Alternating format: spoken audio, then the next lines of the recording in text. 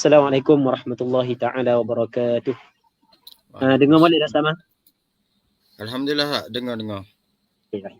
Bismillah wassalatu wassalamu ala rasulillah wa ala alihi wa sahbihi wa man walah. Allahumma la sahla illa ma ja'altahu sahla wa anta taj'alul hazna idha syi'ta sahla. Allahumma ja'alna minas su'ada'il maqbulin wa la taj'alna minal ashqiya'il mardudin. Allahumma salli wa sallim وبارك على سيدنا محمد وعلى آله وصحبه أجمعين والحمد لله رب العالمين.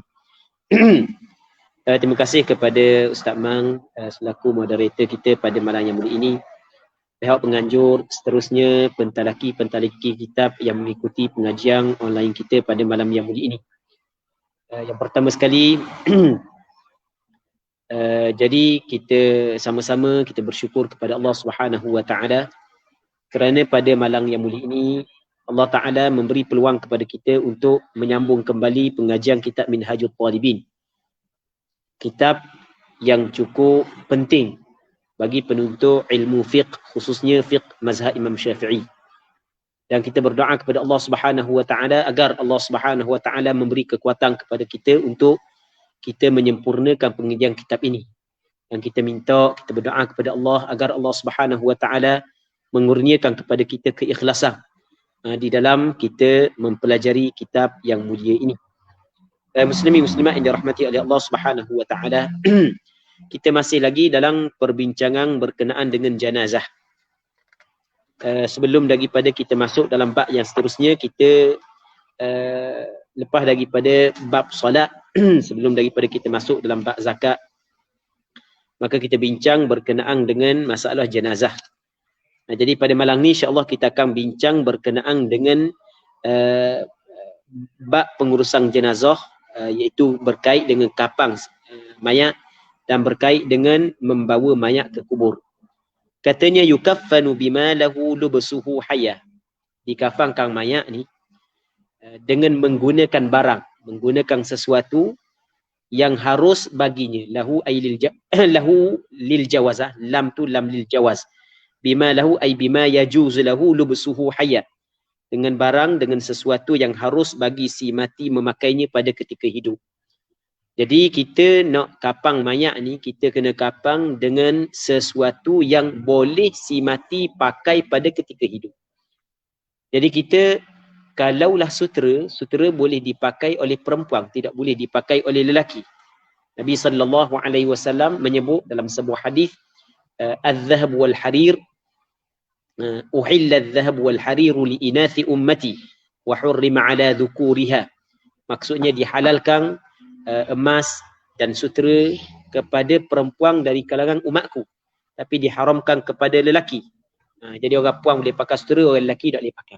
Jadi bermakna apabila orang lelaki tak boleh pakai sutera, maka tidak boleh kita kafankan orang lelaki dengan kain sutera. Tapi boleh tak kita nak kafankan perempuan dengan kain sutera? Jawabnya boleh. Boleh ni tidak semesti itu adalah afdal. Bahkan sebahagian daripada ulama menyebut secara jelas dalam kitab mereka bahawasanya tidaklah comel mana mengkafankan perempuan dengan kain sutera. Namun daripada sudut keharusannya, hukum dia adalah harus. Itu maksudnya dikafankan akan mayat dengan barang, yakni dengan sesuatu yang harus baginya memakainya pada ketika hidup. Apa jua jenis pakaian yang harus dipakai oleh seseorang yang meninggal dunia ketika dia hidup, maka boleh kita kapangkan dia. Jadi apabila kita faham perkataan yukaffanu bima lahu lubsuhu hayya, boleh kita kafankan si mati dengan jubah dia. Boleh kita kapangkan si mati dengan kain pelekat dia. Boleh kita kapangkan si mati dengan kain selimut dia. Boleh kita kapangkan si mati dengan bermacam-macam kain-kain hak yang lain lagi. Hak ni kita baca dah hak ni Oh. Semua kita baca dah silap. Kita baca dah.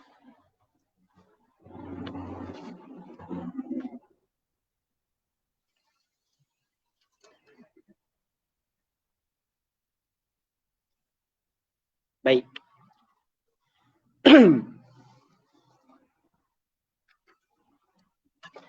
Okey, kita tengok beberapa baris lepas daripada tu dia kata wa mahalluhu aslu tarikah. Wa mahalluhu ay wa mahallul kafni adalah asal at-tarikah. Mahal ataupun tempat kafang ni daripada asal harta peninggalan. Maksudnya asal harta peninggalan. Maksudnya kain kapang, sama ada kain kapang orang lelaki ke, kain kapang orang puang ke, kita ambil daripada harta peninggalan si mati itu sendiri. Okay, itu maksud mahalluhu aslut tarikah. Katanya fa illam yakun fa'ala man 'alaihi nafaqatuh. Maka jika tidak ada, maksudnya tidak ada bagi si mati tarikah. Si mati tidak meninggalkan harta peninggalan. Maka ketika tu fa'ala man 'alaihi nafaqatuh. Maka kain kapang saat itu diwajibkan ke atas mereka yang wajib atasnya memberi nafkah kepada si mati. Jadi kalau si mati tidak mempunyai tarikah, maka kain kafang saat itu dikeluarkan daripada harta ataupun daripada ataupun orang yang wajib mengeluarkan kain kafang dia, membayar kain kafang dia adalah orang yang wajib atas si mati ataupun atas dia memberi nafkah kepada si mati ketika si mati hidup. Dia kalau dalam mazhab Imam Syafi'i, orang yang wajib bagi nafkah kepada si mati.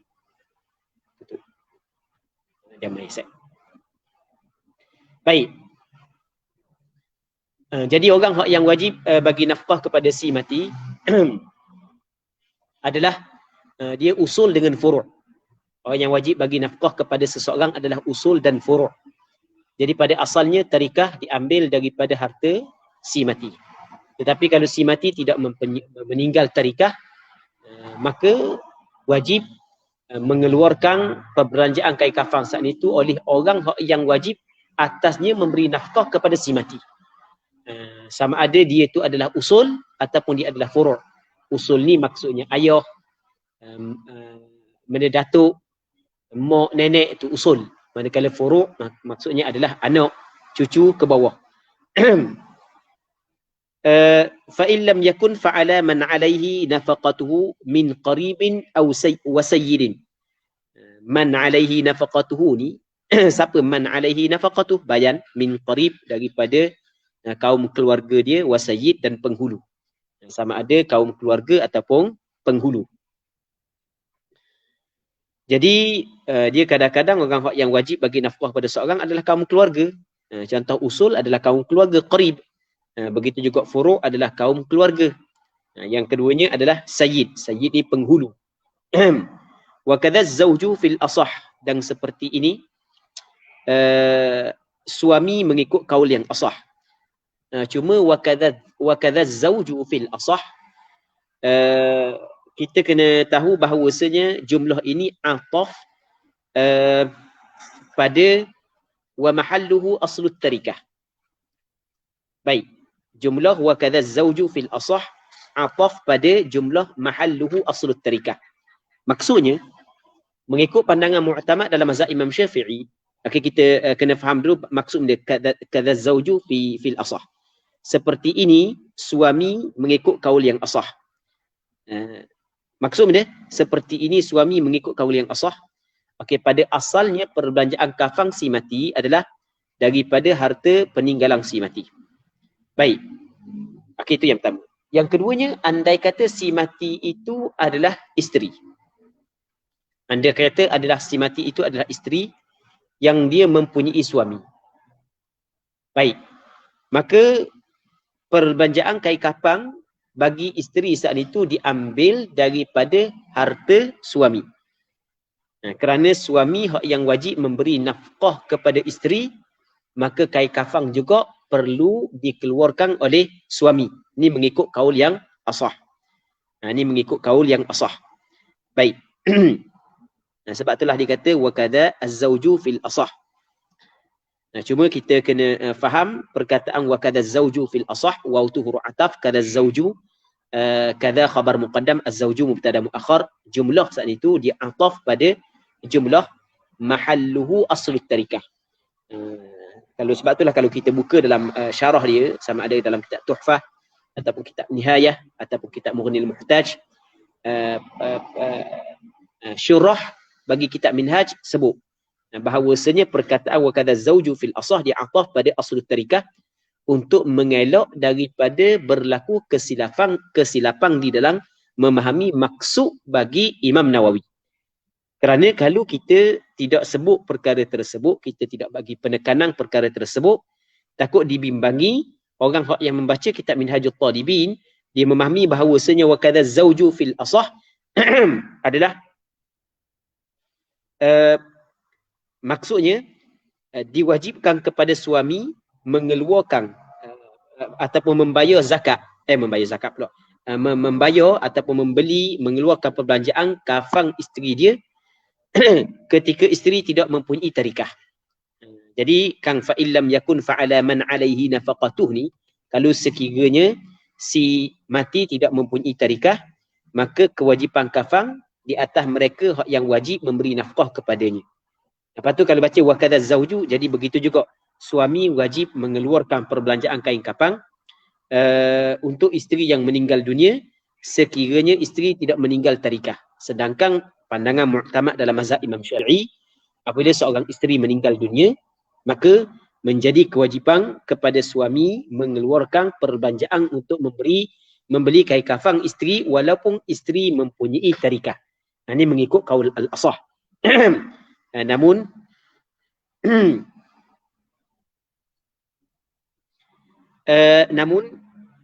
muqabil kaul asah ataupun pandangan yang kedua dalam mazhab Imam Syafi'i adalah kain kafan isteri adalah daripada tarikah bagi isteri, daripada harta peninggalan isteri. Kerana apabila seorang isteri meninggal dunia, maka luput dah penyerahan dia terhadap suami. Apabila luput penyerahan dia terhadap suami, maka gugur nafkah suami ke atas isteri tersebut. Maka kain kafan tidak lagi diwajibkan kepada suami, bahkan diambil daripada tarikah isteri itu sendiri. Okay. Seterusnya katanya wa yubsatu ahsanul lafaif, dan dihamparkan akan hak yang paling elok daripada lipatan. Jadi kan kain kafan kalau orang lelaki kita sebut sebelum daripada ni afdalnya 3 lapis, manakala perempuan 5 sebelum daripada ni. Maka cara kita apa kain kafan ni, katakanlah orang lelaki 3 gelar. 3 gelar ni kita tengok mana hak yang paling comel di antara 3 gelar. Kita akan letak luar. Lepas tu hak yang paling comel sekali. Baik. Lepas tu hak yang tak comel kita letak dalam. Sebagaimana hak yang kita pakai pakaian. Kita pakai pakaian dalam, kadang-kadang pakaian dalam cari-cari pun ada kita pakai ni. Tapi hak luar kita pakai hak comel. Kita tak pakai hak comel dalam, hak cari luar. Maka begitu juga dalam penyusunan kita mengkafankan si mati. Ni sekiranya kita kata wayu bersatu ahsanul lafaif, kita kena letak sekiranya kain kafan hak yang 3 lapis saat ni itu berbeza daripada sudut comel dengan dok. Berbeza daripada sudut comel dengan dok. Tapi kalau sekiranya kain pertama, kedua, ketiga sama sahaja. Contoh kain kafan hak yang kita beli di kedai, hak yang siap dah tu, ia sama je. 3 gelar tu, maka hak tu tak ada masalah lah nak pilih hak mana-mana pun. Baik. Sebab kita kena faham perkataan ahsan adalah isim tafdhil. Isim tafdhil maksudnya adalah 2 perkara yang bersekutu pada satu sifat dan salah satu daripada keduanya lebih, sifat tersebut berbanding dengan hak yang satu lagi. Nak kata lebih comel, hak ni comel, patut hak ni comel tapi hak ni kurang sikit. Okay, tu makna lebih. Kalau sama saja, maka tak ada lah isu yubsatu ahsanul lafaif. Sebab sama je, ambil hak mana pun tidak menjadi masalah. Hak ni hak yang paling afdal lah. Hak yang paling afdal. Katanya wa yubsatu ahsanul lafaif, dan dihamparkan hak yang paling comel daripada lafaif saat itu. Kita apa hak mula-mula sekali, hak paling comel. Sebab hak kita mula-mula sekali, hak kita apa tu akan duduk luar. Kita apa yang pertama, kedua, ketiga, lepas tu kita letak si mati.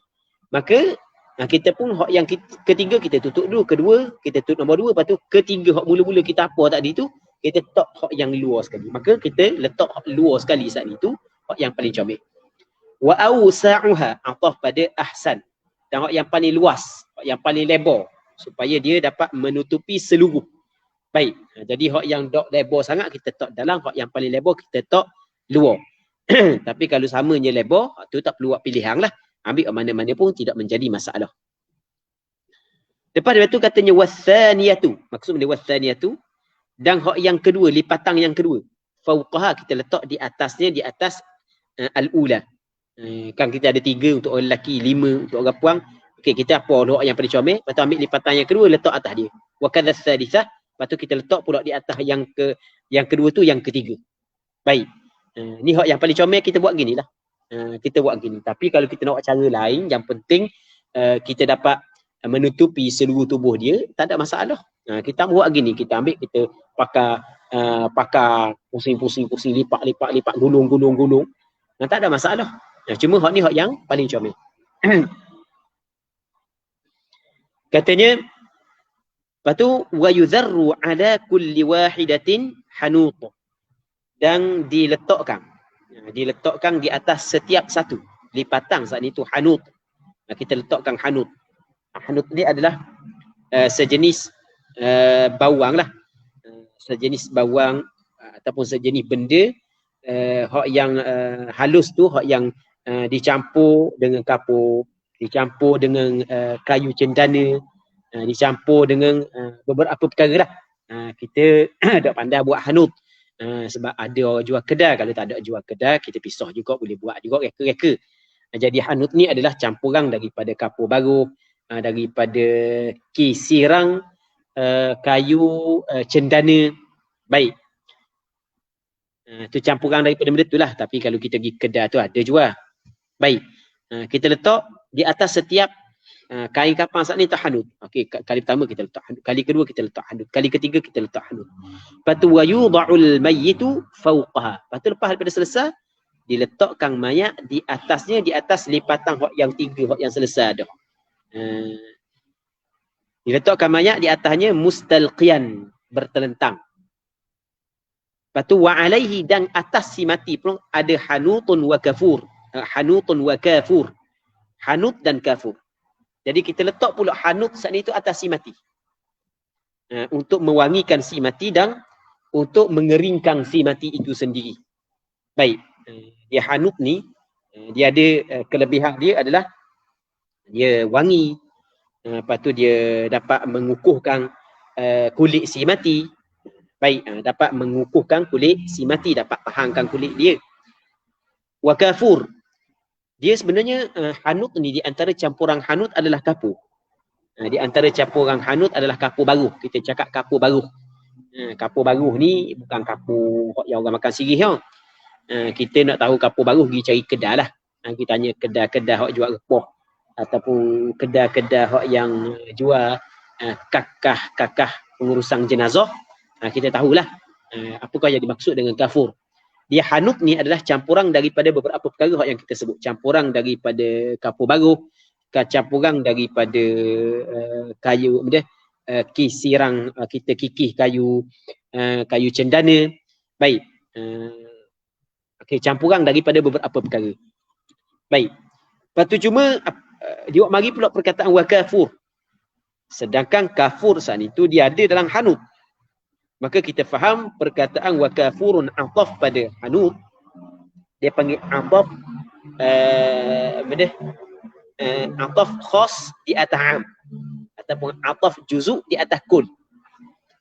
Ataf juzuk kerana kafur adalah satu juzuk daripada hanut. Kenapa disebut pula kafur sedangkan dalam hanut ada kafur? Kerana jawapannya adalah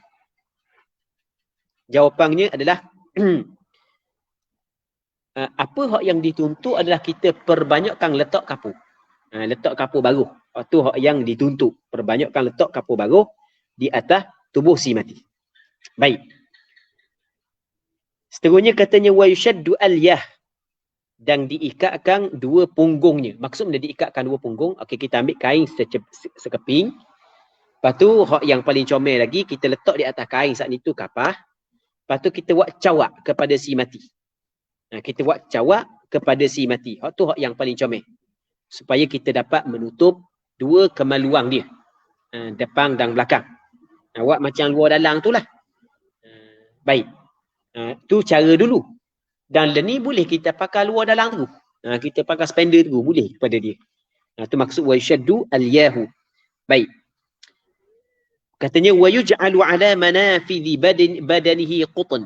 Ni hak yang afdal belaka. Ni bukan hak yang wajib. Hak ni hak afdal belaka. Hak ni hak yang comel. Bukan hak yang wajib. Hak wajib kita pernah cerita dah sebelum daripada ni. Selai kain yang menutupi seluruh tubuh. Hak tu hak yang wajib. Wa yuj'alu ala manafidhi badanihi qutn. Dan dijadikan di atas lubang-lubang pada badan si mati tisu pula kapas. Jadi mana lubang? Okey, ni hidung, lubang. Okey, kita letak kapas. Mata kita letak kapas. Dia manafidh ni dia merangkumi dua lubang hidung, telinga, lepas tu mulut, hidung, telinga, mata, punggung. Okey, kita letak kapas. Sunat. Sebab tadi kita kata kita letak kain, saat itu kita letak kapas. Sebab kita nak tutupkan lubang punggung dengan kapas. Itu hak yang paling comel lah. Tapi kalau kita nak buat pun tak ada masalah hak ni. Lepas tu wa yulaffu alaihi al-lafaif wa tushad. Lepas tu dilipatkan atas si mati saat ni tu lapisan-lapisan hak yang kita letak mayat atas saat ni tu. Lepas tu kita lipat lah. Lipat. Wa tushad. Lepas tu diikat. Diikatkan lapisan tersebut di atas mayat saat itu dengan beberapa ikatan supaya tidak terbuka kain yang kita lipat saat ni. Okey, kita ikat untuk mengelak daripada terbuka kain tersebut ketika kita bawa nak pergi kubur lagi. Baik. Katanya fa idza wudi'a fi qabrihi nuzi'a ash-shidad. Kena ingat apabila diletakkan dalam kubur si mati, maka dicabutkan balik ikatan tersebut. Jadi orang kita buat lepas daripada letak mayat dalam kubur, lepas tu cabut ikatan, sebenarnya itu disebut oleh ulama fiqh. Ulama fiqh sebut masalah tu. Kita ikat sebenarnya dak kiralah berapa kali pun adalah tujuan untuk mengelak daripada terbuka kain kafan dalam perjalanan kita menuju ke kubur. Andai kata tak ikat pun tidak menjadi masalah. Tapi kita kena jagalah aurat si mati daripada terdedah. Apabila kita tanang, maka hak yang disunatkan adalah kita buka ikatan balik. Kerana membiarkan mayat bersama dengan ikatan dalam kubur, hukum dia adalah makruh. Mengikut pandangan ulama mazhab Imam Syafi'i. Baik. Tengok dia kata lagu mana? Fa idza wudi'a fi qabrihi nuzi'a ash-shidad. Maka apabila diletakkan dalam kuburnya, dicabutkan akan pengikat-pengikat tersebut. Kita kena tahu tujuan dia ikat. Tujuan ikat, okey, tujuan ikat adalah untuk mengelak daripada terbuka kain kafan ketika dibawa mayat ke kubur. Okey, itu tujuan ikat. Jadi kalau tempat kita, kalau sekiranya tidak terjadi perkara tersebut, dah ikat pun tak ada masalah. Contoh mayat lepas daripada kita kapang saat itu, kain kapang adalah besar, terus kita letak dalam kanda. Kanda tutup rapat jik. Jadi dak terbuka sikit dah kain kapang, maka dak ikat pun tidak menjadi masalah. Okey, tujuan ikat adalah untuk mengelak daripada terbuka. Okey, itu tujuan ikat. Jadi apabila habis dah tujuan tersebut, maka tidak perlu lagi kita buka ikatan. Kita membiarkan ikatan berada pada tubuh si mati. Apabila habis dah tujuan. Maksud dah habis tujuan, ketika kita letak dah mayat atas kubur, letak dah dalam kubur, maka ketika itu tidak lagi terdedah kepada terbuka auratnya, maka kita cabutlah ikatan tersebut kerana habis dah tujuan dia. Sebab itulah dia kata lagu mana? Dia kata fa idza wudi'a fi qabrihi nuzi'a ash-shidad. Apabila diletakkan dalam kuburnya, maka dicabutkan akan ikatan-ikatan itu. Katanya wala yulbasul muhrimu adz-dzakaru dan tidak dipakai akan orang yang ihram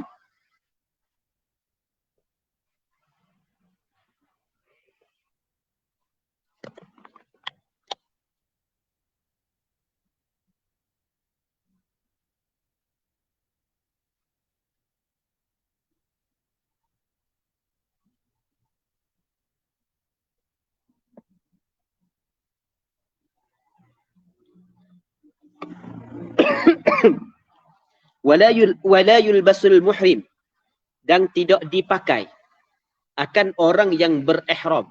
Orang yang sedang berihram. Sama ada ihram dengan haji ataupun dengan umrah. Dia pergi buat umrah, tiba-tiba mati sebelum daripada selesai umrah dia.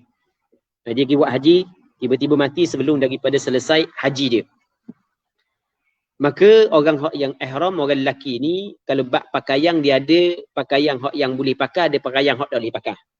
Pakaian yang berjahit tak boleh pakai. Maksud berjahit adalah berjahit yang menutupi seluruh tubuh.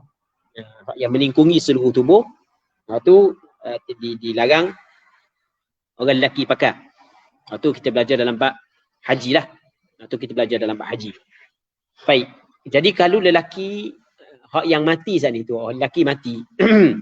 Orang lelaki mati sedangkan dia sedang berada dalam ihram, maka kena ingat tidak boleh dipakai akan muhrim az-zakar makhitan. Makhitan ni maksudnya pakaian yang berjahit. Manakala orang yang biasa boleh pakai pakaian yang berjahit ni, pakai jubah gini tu, kapang ni boleh, tak ada masalah. Jubah putih dia ada 3 gelar, tak ada orang nak guna, pakai kapang dengan jubah dia, boleh, tak ada masalah, boleh je.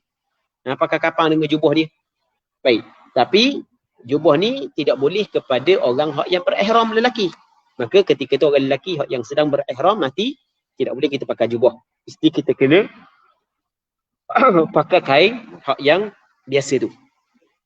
Lepas tu wala yustaru ra'suh, dan tidak ditutupi kepalanya. Kerana orang lelaki tak boleh nak tutup kepala ketika berihram. Okey. Jadi begitu juga ketika dia mati dalam keadaan dia berihram, tidak boleh ditutupkan kepalanya. Baik.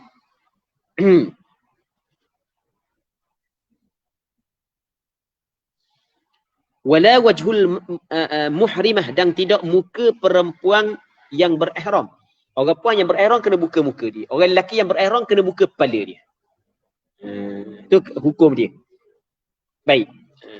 Jadi kalau kita tahu dia saat ni tu masih lagi dalam berihram, kita nak kapang dia. Kalau dia tu orang lelaki, wajib kita kena buka kepala dia. Wajib kita kena kapang dengan suatu yang tidak menutupi ataupun yang tidak berjahit. Cakap kita tidak berjahit. Kepala dia tak boleh tutup, pakaian dia tidak boleh pakai yang berjahit. Kalau orang lelaki, kalau orang puang tak boleh tutup muka dia. Jadi gini je, muka-muka. Kubur. Tanang pada dalam kubur gitu. Tanang pada dalam kubur gitu. Baik.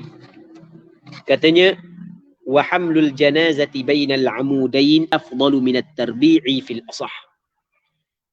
Dan mengusung jenazah, menanggung jenazah di antara 2 amud, 2 kayu. Di antara 2 batang kayu lebih afdal daripada tarbi' fil asah. Kita cara membawa mayat kubur, dia ada 2 cara. Cara yang pertama adalah meletakkan jenazah di antara 2 batang kayu yang mana diusung oleh 3 orang. Diusung oleh 3 orang. Yang keduanya diusung oleh 4 orang. Baik.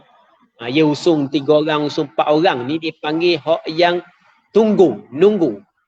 Kadang-kadang orang lain terus setuh gitu je. Hak yang nunggu, dia ada nunggu dia. Yang nunggu dia, hak comelnya, mana di antara hak 3 orang ataupun 4 orang? Jawapannya hak yang comelnya hak 3 orang, bukan hak 4 orang.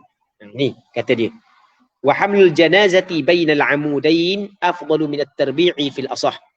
Menanggung jenazah di antara 2 batang kayu lebih afdal daripada tarbi' mengikut kaul yang asah. Okey. Maksud dia menanggung jenazah di antara 2 amud, wahwa, dan iaitu kembali kepada menanggung jenazah di antara 2 amud, ay yad'al khashabataini al-muqaddamataini ala 'atiqai, bahawa meletaklah ia akan 2 batang kayu yang depan di atas 2 tengkoknya. Ni 2 bahunya. Ni. 2 bahu dia ni. Dia letak atas ni. Kita begini. Dia kalau kita nak faham, ni kayu 2, kita buat gini 2 kayu. Bukan buat gitu, buat gini. Jadi kayu hak depan saat itu dirapat, hak belakang luah. Depan rapat, hak belakang luah. Jadi hak depan saat ni tu 2, saat ni tu kita boleh tok sini sel. Hak belakang tak boleh lah. Faham tak lagi? Hak belakang seorang. Jadi berapa orang kena nunggu dia? 3 orang nunggu dia. Itu maksud hamlul janazati bainal amudain. Baik. Hamlul janazati bainal amudain. Okey, kita buat gini. Ini satu kayu. Ni satu kayu. Okey. Kita buat gini. Bukan kita buat gini. Kita buat gini. Jadi apabila buat gini, orang duduk depan saat ni tu, okey ni orang. Dia boleh letak okey ni orang lah kita katakan.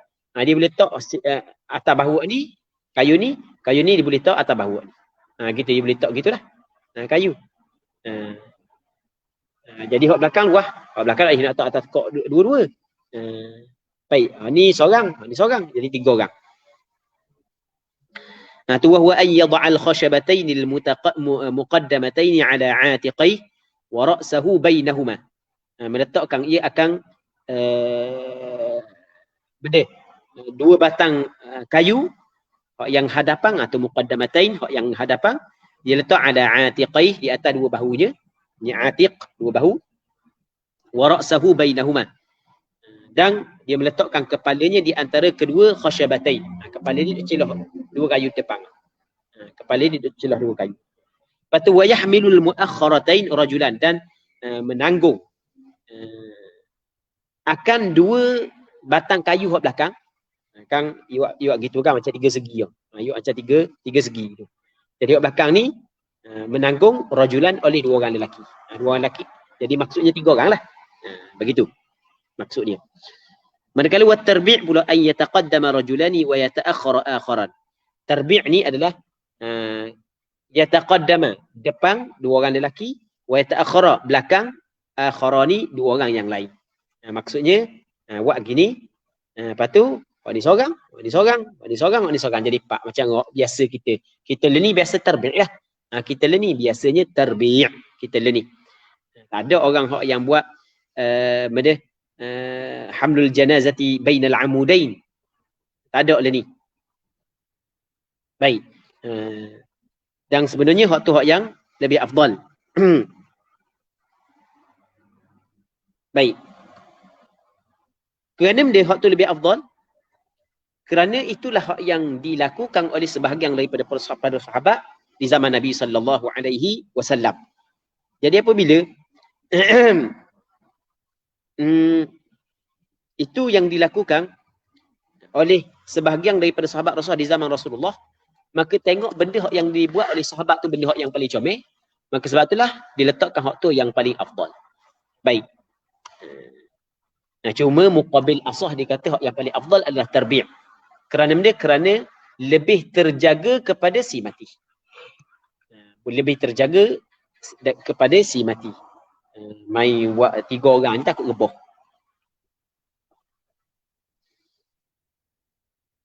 Katanya lagi,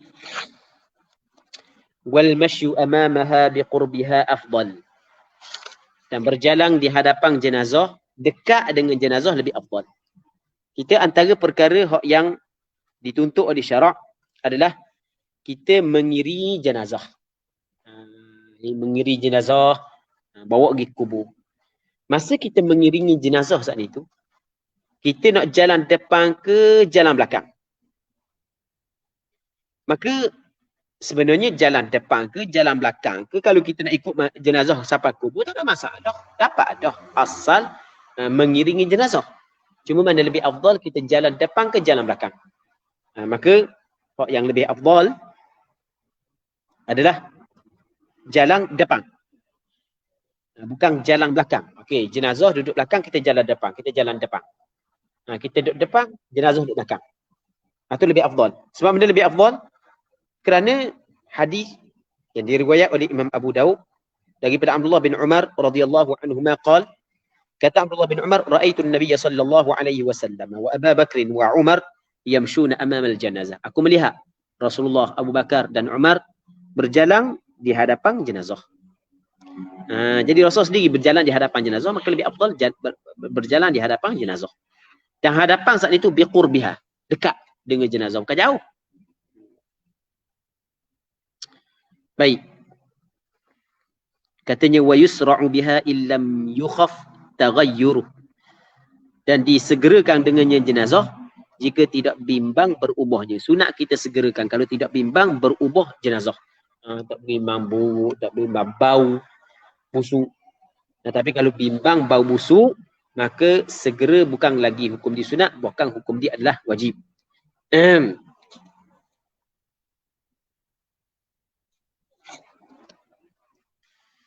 Katanya faslun fi salati 'ala al-mayyit al-muslim ghairi syahid. Jadi insya-Allah pada malam ni kita berhenti sini dululah. Jadi nanti kita sambung balik pada minggu-minggu akan datang. Mohon maaf banyak di atas kekurangan. Insya-Allah kita akan sambung pada malam esok, bukan malam minggu, atau malam esok insya-Allah kalau sekiranya dipanjangkan umur.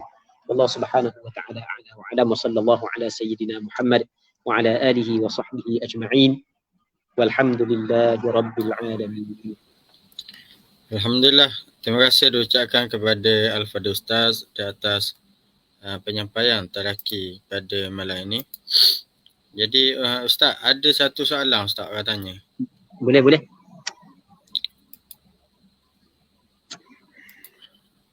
Okey, soalan daripada Musafir Ilmu. Salam Ustaz, semasa solat sendirian atau menjadi imam tu, kalau saya duduk tahiyat awal tapi sengaja tak baca tasyahud, duduk saja, sah tak solat?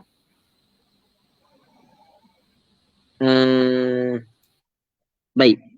Jadi sekarang ni kita sembahyang seorang diri ataupun kita menjadi imam.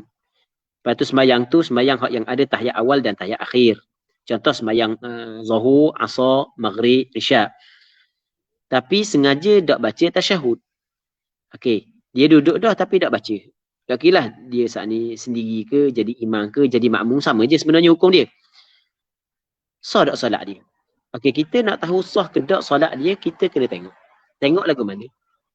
Membaca tasyahud, apakah hukum? Tasyahud awal. Apakah hukum membaca tasyahud awal?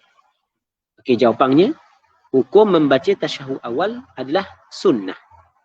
Okey, jadi apabila kita tahu hukum membaca tasyahud awal adalah sunnah, meninggal perkara sunnah, ia tidak merosakkan sembahyang. Meninggal perkara sunnah, ia tidak merosakkan sembahyang. Jadi kesimpulannya ataupun jawapannya adalah sengaja tidak membaca tasyahud awal, ia tidak membatalkan sembahyang walaupun seorang tu duduk, walaupun seorang tu memilih untuk duduk. Wallahu a'lam.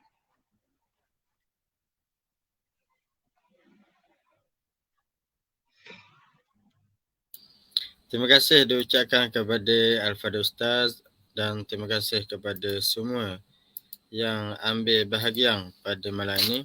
InsyaAllah kita akan sambung pula pada malam esok. InsyaAllah. Jadi sekadar ini saja untuk malam ini. Yang baik itu datang daripada Allah. Yang lemah yang kurang itu datangnya daripada diri saya sendiri. Marilah sama-sama kita tangguh. Allah, anda faham? Sikit. Ustaz Wang Yusri ke wa yusannul abyad. Jadi kita tinggal apa, insya-Allah kita tengok balik . Anda dah ingat nak tanda baru ni tak? Anda nak tanda langsung. Insya-Allah kita terus mula. Allah Subhanahu wa taala. Okey, terus Ustaz Man. Okey tak?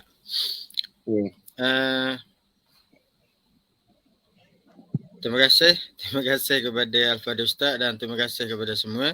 InsyaAllah kita akan sambung pula pada malam esok insyaAllah. Jadi malam ada lagi soalan-soalan ni daripada Ustaz Wan Badru Hisham.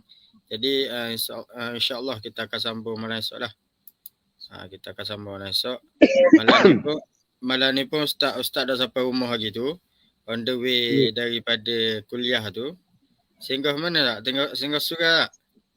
Singgah masjid Durian Guling. Allah Akbar. Tak apa. Benda untuk ilmu tak apa. Boleh iktikaf masjid. Allah. Ia sunat qada iktikaf. Yang kita tinggal bulan Ramadan pada bulan Syawal. Dua dah satu lah. Dua dah. Iktikaf saya.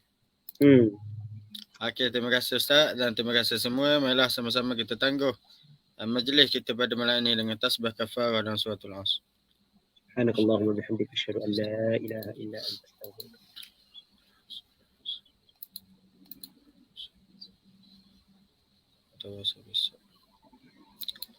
Assalamualaikum warahmatullahi wabarakatuh. Waalaikumsalam warahmatullahi taala wabarakatuh.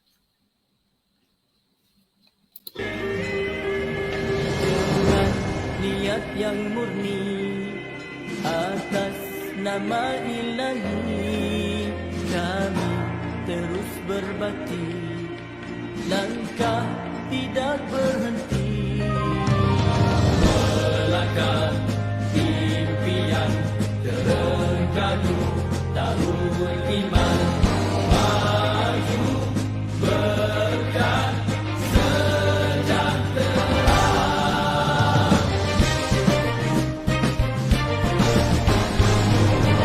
Maju Terengganu maju di bawah suluhan wahyu, rakyat berdaya saing, kita gerak seiring, tiada yang ketinggalan kerana adil pengagihan, juga seimbang tumpuan, bersama kita buktikan berkat bumi ini